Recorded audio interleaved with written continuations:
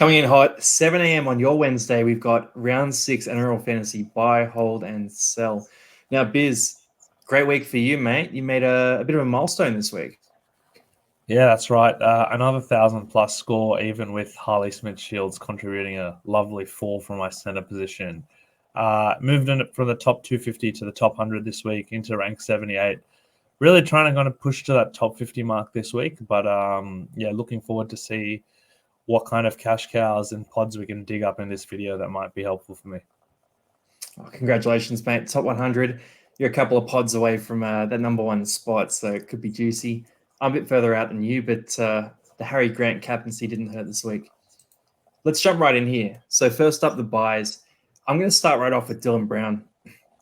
$663,000. He is cheap, about $100,000 less than he was at the start of the year.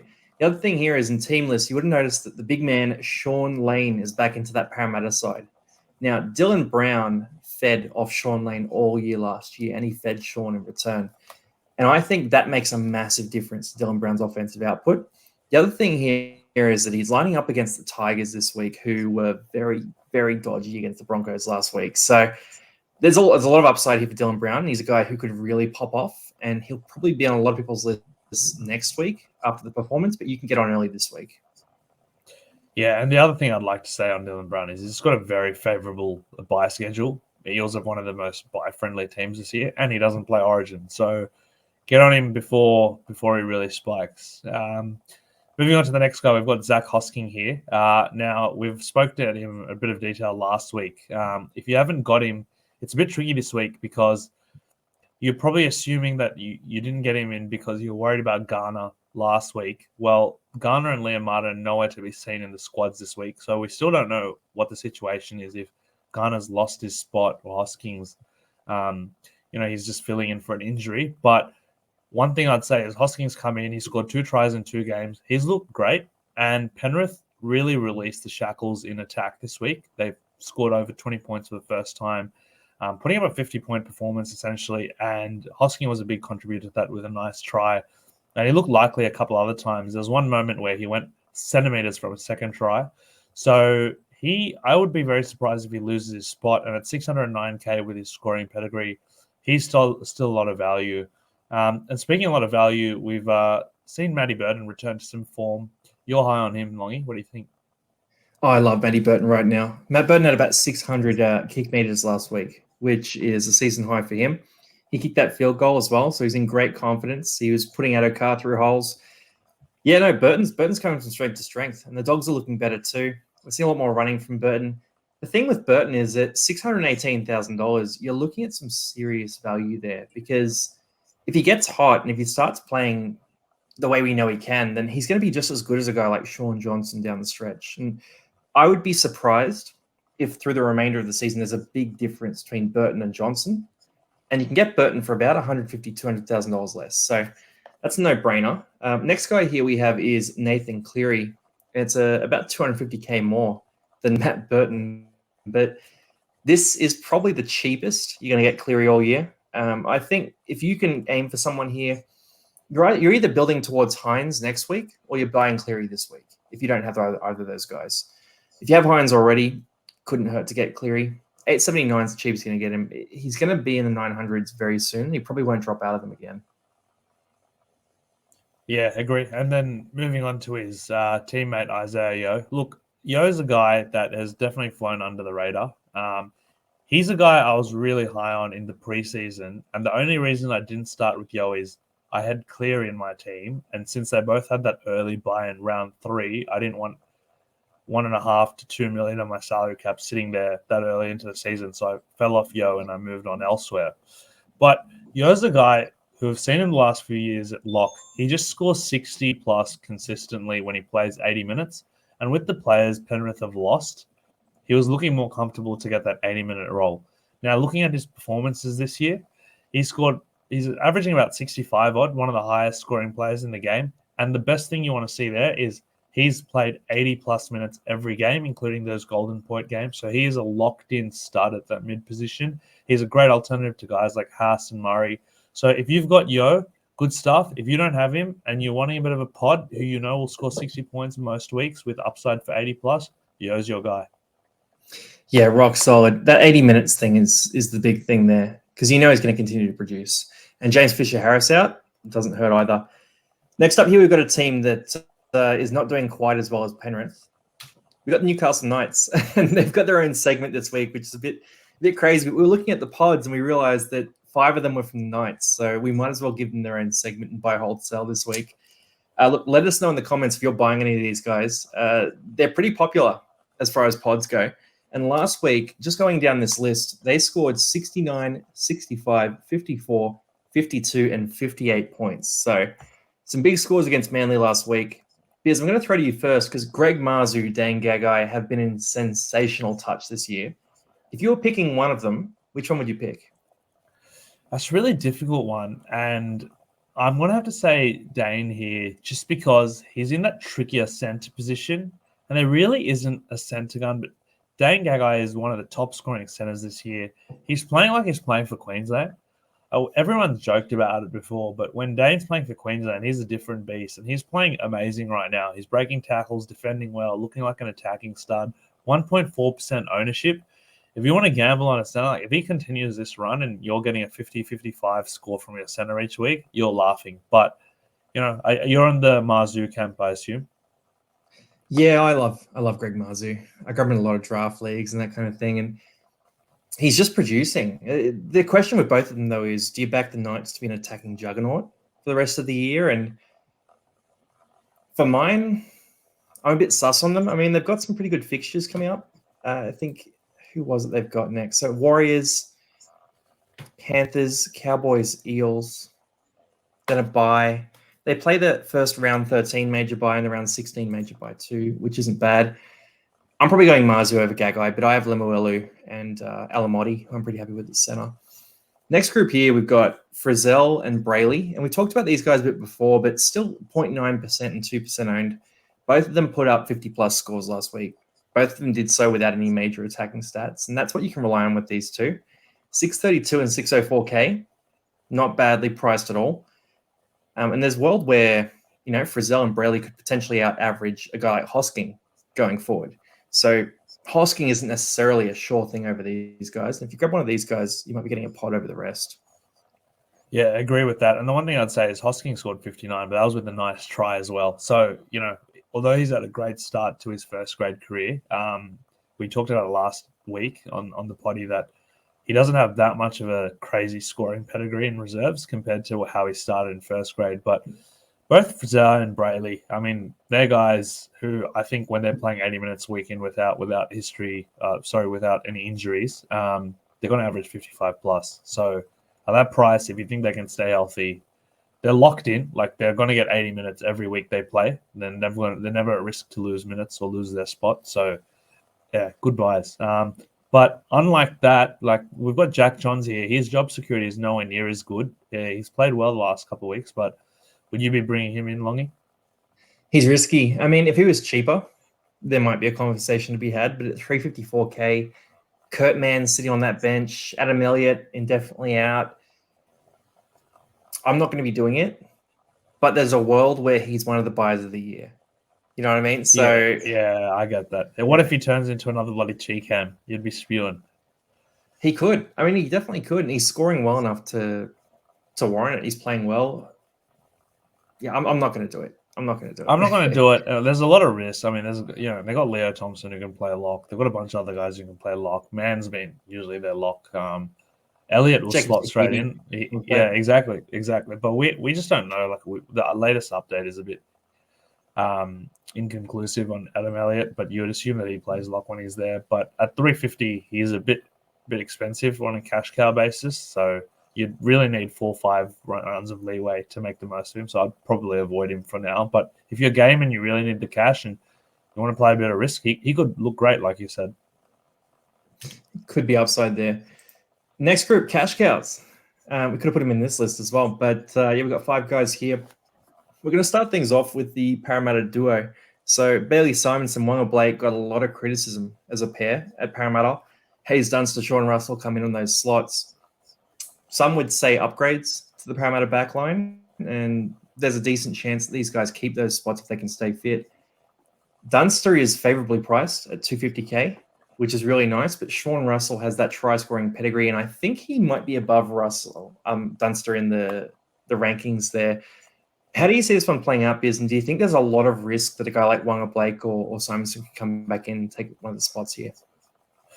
Yeah, that's a great point. Yeah, I think that is the biggest thing here. That Dunster and Russell, immense talent, but have very limited first grade pedigree. And you compare that to someone like Wanga Blake, who has been around for a very long time. He's underperforming this year, but he's the type of guy who could go to like reserve grade, kill it, and be back in a couple of weeks because he's definitely got the talent. I don't really know what's wrong with him at the moment. Like he's got all the talent in the world, but he's just playing below par at the moment.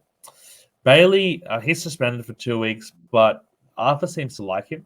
But I would say that if Dunster and Russell weren't injured to start the year, that one of them probably gets that wing spot over him. So I think the winger is safer than the centre in this situation. But the one thing I will call out here is Dunster actually has a pretty decent scoring pedigree at wing. I think he averages about 25 to 30 odd. And that's not that much, but for a 250k winger, that's not the worst depth. And Russell, well, he's a bit of a try-scoring freak that he just doesn't have great base stats, but he definitely knows how to find that try line. So the other thing I want to call out here is that round 6 is when you get the dual position, and Sean Russell playing centre this week means that he will probably get that centre dual position next week.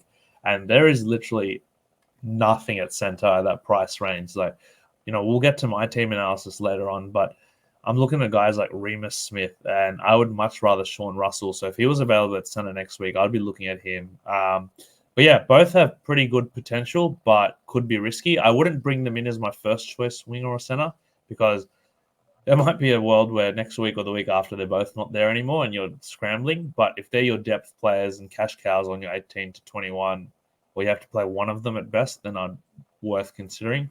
But on the flip side, on the next guy here, Kodi Nikorima, he's locked in that spot pretty much for 3 to 4 weeks while Milford's out. And he has a pretty good scoring pedigree at half as well, 40 plus. Longy, will you be bringing him in this week? No, I don't think I can. I mean, Isaiya Katoa has already had a week off for injury. Milford's out with his hammy. Sean O'Sullivan's out for about 14 weeks. So there's plenty of room for Kodi Nikorima to find his way into the team. But I'm sort of talking myself into it right now. Yeah, it's tricky. He's got a high break even of like 27, so you could wait a week. Even if he scores 40 plus, he's not going to go up that much. So if you're uncertain, you can watch him this week. But Milford is not that secure in his role. If Kodi Nikorima plays well, he could be the 7 or the 6, for the next 10, 15 weeks while Sullivan's gone. Right? Milford, clearly not the favoured half there, but who knows? It's just tricky because Cody's probably not going to play that 7 role that Sean O'Sullivan's playing. So it's going to be interesting to see how they play with him and Katoa as the halves. I think they're both more suited to that 6 role.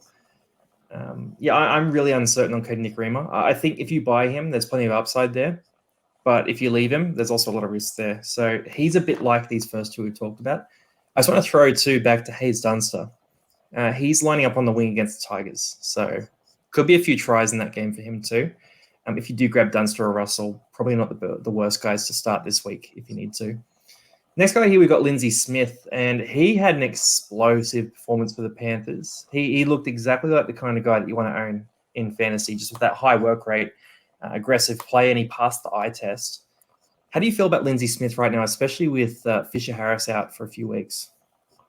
Yeah, look, you're exactly right. He came out and he looked great for Penrith last week. And the fact they won so handsomely means it's probably good for his stocks. And if you look at the bench this week, they get Sonny Luke on the bench, returning from his HIA.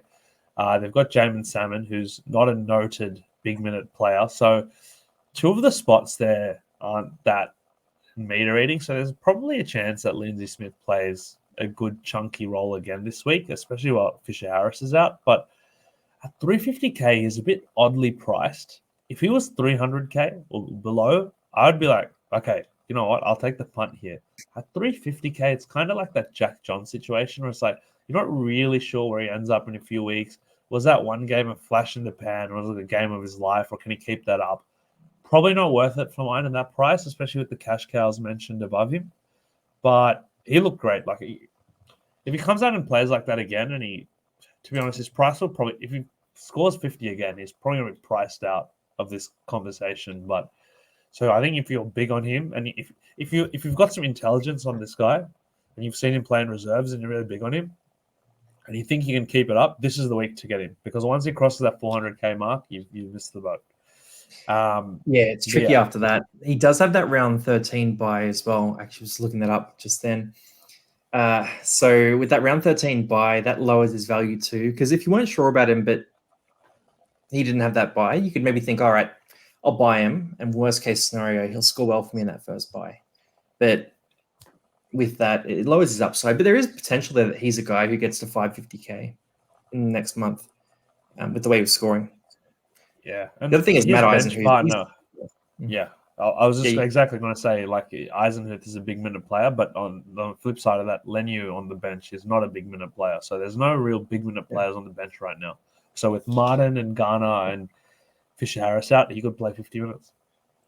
Well, there's the question, right? Do Martin and Garner both come back in? It's probably just Martin. And it means that Sorensen goes back to that middle forward role. That threatens him a bit too, actually, just thinking about that now, because Sorensen earns about 50 minutes a game. Yeah, I'm fading out in this one, actually, just thinking about Sorensen there with Liam Martin coming back in. There's probably not enough upside in Lindsay Smith to get him. Next guy who we have is Kaeo Weeks. He's sort of here more as a question, and a lot of these guys we put at the end of these lists are generally there as a bit of a discussion point. So Kaeo Weeks is not a guy that we're saying to buy, but he's 223k. He's shown some talent, and Manly clearly rate him. That's all I'm going to say. They've used Dylan Walker in that kind of explosive bench role before. He did enough to get up to higher prices than this. So maybe Kaeo Weeks has that role. The risk with him is that he's not the backup half at Manly. So we've seen Schuster out, and Kaeo is not the guy to come in to the starting side then. So even with Manly playing that major buy in round 13, he's still probably not going to be the guy that comes in and replaces Daly Tree Evans because of Origin. So there's not a lot of upside in this one, but yeah, he's not the worst cash out. That's all I'm going to say. He will replace Turbo though, and he'll play fullback. I'm very certain. No, look, I'm not certain, it's tricky, but I would say it's tricky. But at 223k, it's maybe worth a punt, and Turbo will definitely be rushed around Origin. They're not going to make him back up with his injury history. So Weeks, even if he doesn't get that fullback spot, he might play a bigger role through that period. Because if you think about it, Jake Trbojevic, he'll play Origin, and that's the 80-minute lock, who might miss time. And if he's playing in that middle role, he could get more minutes. But he's not I wouldn't go buy him as a cash cow, but I would buy him as a potential cash out. And there's a difference. Cash cow is someone you're buying it to make you a lot of money, whereas cash out is you need to bring in a player. You can't afford anyone else. You have to get someone at that price point. And you just, Kaeo Weeks, fine. Like, he might be useless to you for now, but he could get you some price rises in 5-6 weeks during the Origin period. So, yeah, maybe. Hypothetical for you. You had 250k or 254k. Which one of these guys under that price, so Haze, Dunster, Kodi Nikorima, Kaeo Weeks, would you want to buy? Do I have to play them in my 17? No. Dunster. But if I had to play him in my 17, Kodi Nikorima. I think Dunster has a lot of potential. He could be there the rest of the season, to be honest. I don't think Bailey's the type of player to keep out of talent like Haze, and he could end up 400, 450, 500k. And he's the type of player who can just have 2-3 weeks where he scores a double in each of those weeks and just rockets up. I agree with you completely. I think Dunster it's Dunster or Russell that's starting winger. The other thing is Russell is the backup fullback at Parramatta, and Sevo's had a few injuries here and there as well. So, yeah, there's plenty of chances for those guys to play. I agree that Dunster's the guy to grab. To be honest, even if I had to play them, I'd probably grab Dunster over Kodi Nikorima just because of that really nice fixture this week, and you can figure it out next week. Let's go to the next group here. So we're talking about guys who you want to buy. You're probably thinking about trading out a few of these guys, and we're going to tell you to stop right there, and let's talk about it first. So Jermaine Hopgood's the first one, and I have received about 100 questions asking who should I trade Jermaine Hopgood to. And every single time, I'm sick of typing it out. Do not trade Jermaine Hopgood this week. There is so much upside in Jermaine Hopgood. I'm going to tell you exactly why. One, last year, Brad Arthur used to name a team with Ryan Madison in the starting side, and on game day, he would switch Maddo back to the bench and bring someone else to start. So there's every chance that Hopgood starts this game. Two, Hopgood could come off the bench after 20 minutes for Wiremu Greek, and he could play out the remaining 60 minutes, or he could play less minutes. Three, he's got the Tigers. Did you see what Payne Haas did against the Tigers last week? Now, Hopgood's not Payne Haas, but he's a guy who's been tearing up middles, throwing a lot of offloads, and creating a lot of attacking plays. There is so much upside in Jermaine Hopgood that you just need to keep him and just see what happens at 730K. Biz, I know you did a bit of a looking into his price, what he should average, and potentially what you can do next week if he does fail. So I'm keen to hear you talk about that. Yeah, and look, I completely agree with Longy. You've nailed it on the head there that you should be holding Hopgood this week. Madison, when he was playing off the bench last year, 50, 55 minutes each game, average 59. That's Madison. He's a gun scorer when he plays in the middle, okay. But so is Hopgood. Like, he's not that much worse PPM-wise. He's averaging about 0.95 PPM while playing big minutes. If he plays a 50 to 60-minute role, he can go over there and go harder. And that could just result in a higher PPM for him. The coach might tell him, go make an impact. It might really result in more offloads, tackle breaks, etc. But in terms of what Longy was saying on what to do with him, he's still priced at 52. So if he gets 50 to 55 minutes, he's probably getting close to that. This is going to sound crazy, but I'm actually kind of hoping he fails this week while I hold him, because I need someone to liquidate to Hines next week. And if Hopgood fails, and even if he falls to, say, 700K from 730, that is an easy trade next week when Hines comes off his bye to Hines, because I hate trading out guns. I do not want to trade out an Isaiya Papali, a Damien Cook, or a Cam Murray to a Hines. But if Hopgood is now playing 45 minutes off the bench at 720, 730K, that for me is an easy trade to Hines. And everyone is Hopgood. Everyone's like, what can you do with him? So wait and see this week. It is actually a situation that you can only really dream of, because Hines is on a bye this week. There's no immediate reason you should trade Hopgood because his break-even isn't that crazy high, and he has an easy matchup this week where he can still score. So dream situation. If he sucks, go get Hines. Go get someone like Cleary. If he's good, great. Hold him for the rest of the year. Easy. Juicy. Hold Hopgood. Hold Hopgood. That's what we're hammering. Next up here is Jacob Preston, 518K. There's been a bit of talk about him, and look, he popped off last week. He's got that little injury designation in the app, or he did before Teamless. He's named to play. Even if he doesn't play, hold him. Jacob Preston's got 200K more in him, maybe more than that, maybe 300K. Like he could be a keeper. I was going to say that. I don't know if he's going to be a keeper. A lot of the time, those cash cows, they come out hot and then they pick up some knocks and people figure them out a bit. But he's a guy that's got a lot of money in him at a minimum. So yeah, hold him. Isaiya Katoa, I'll just blast through these because there's not too much to say, but Katoa's 277K. Bigger role next to Nikorima. He just needs to pop out those 25, 30-point games. Needs to have one or two games with some attacking stats at some point just to pop off, but no, he's a guy to hold. Eli Katoa, we've talked a lot about him. We both believe in the talent. Look, 614K. He had a disappointing 35-point game for you last week, and I'm sorry for that. But he's a guy you got to hold because he's got that attacking upside. He's got that first up game of the weekend against the Roosters, and they're a team that can leak some points. Any other thoughts on Katoa there?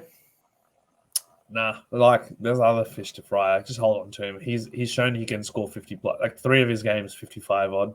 2 of his games, 35. His base stats aren't even that bad. He has about 30 tackles and 140 meters. So that's about 45 in base. And we've seen what kind of attacking player he is. Hold him again. He's another guy that if he does poorly again, he's an easy pathway to a guy like Hines next week. Yeah. Yeah. Also, Munster, Hughes back. He hasn't had Munster and Hughes for a long time. So that could be very exciting for him. And James Pappenhausen's coming back soon, you assume. Yeah. So they're only going to get better. It's going to be tricky with Warbrick and Meaney hunting for that wing spot. But last guy, James Tedesco, 616K. He's down about 150K from the start of the year. I have James Tedesco.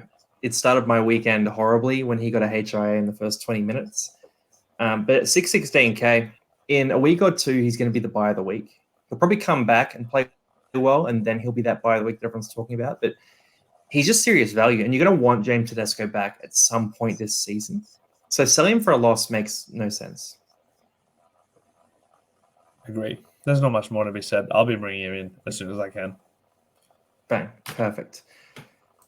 And last group here is the sells. And this is tricky, and I really want to caveat this here. The last two guys on this list are a conversation. So they're guys that we've had a lot of questions from people about selling. We're going to talk about it. I think we sit on different sides of one or two of them, so we'll have that conversation when we get to them. But first up here is Chee-Kam. I'll blast that one. 461K. You've made great money from Michael Chee-Kam.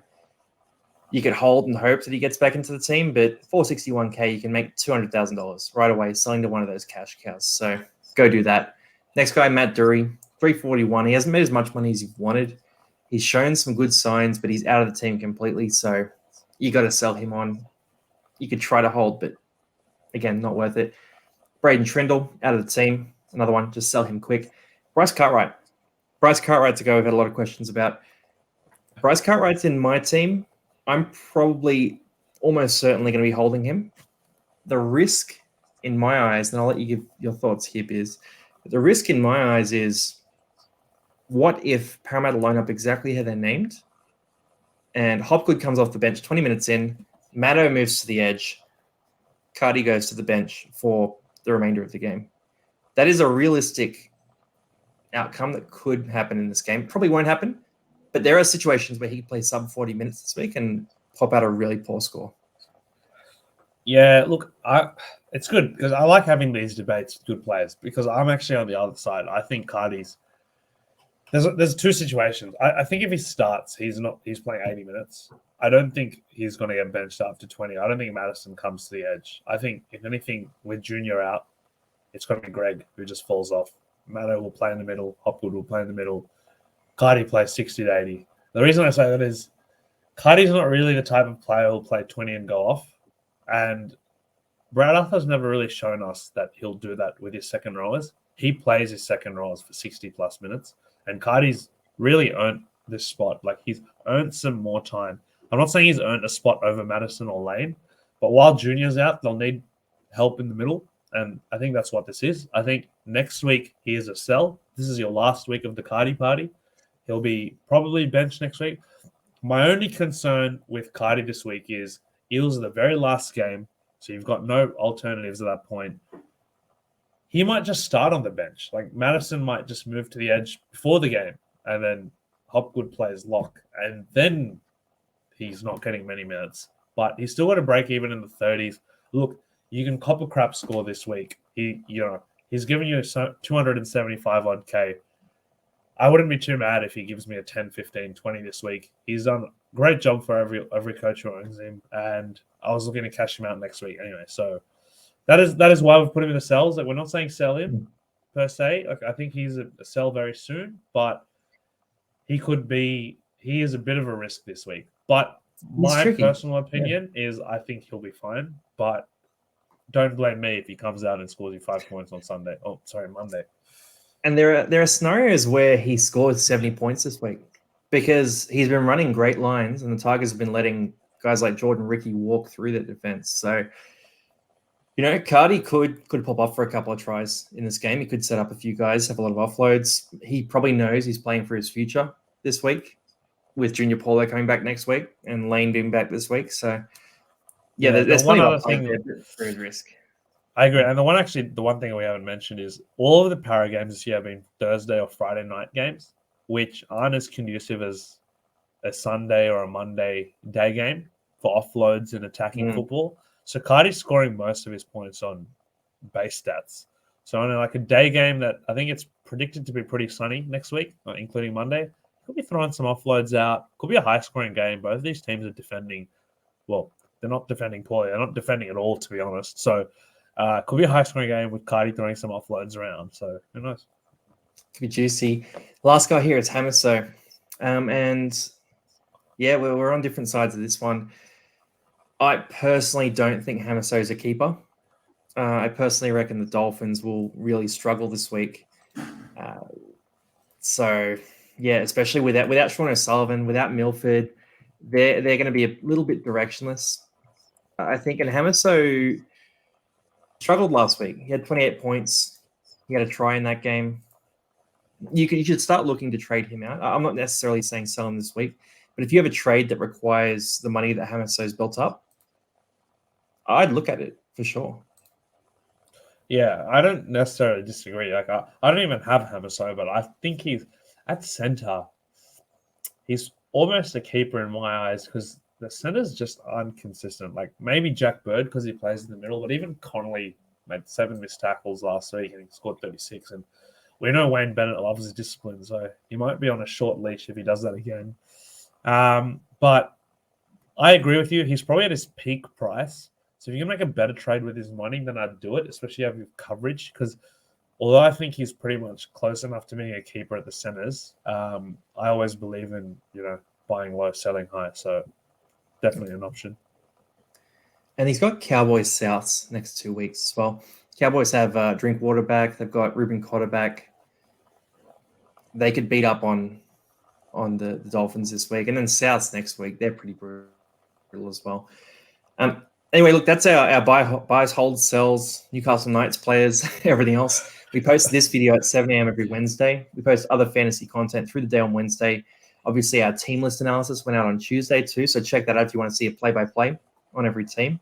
And we're doing a bunch of other footy content too. So just posted our 5/8 rankings. We're doing our lock positional rankings next week. There's just tons of footy stuff going on. So make sure you give us a sub.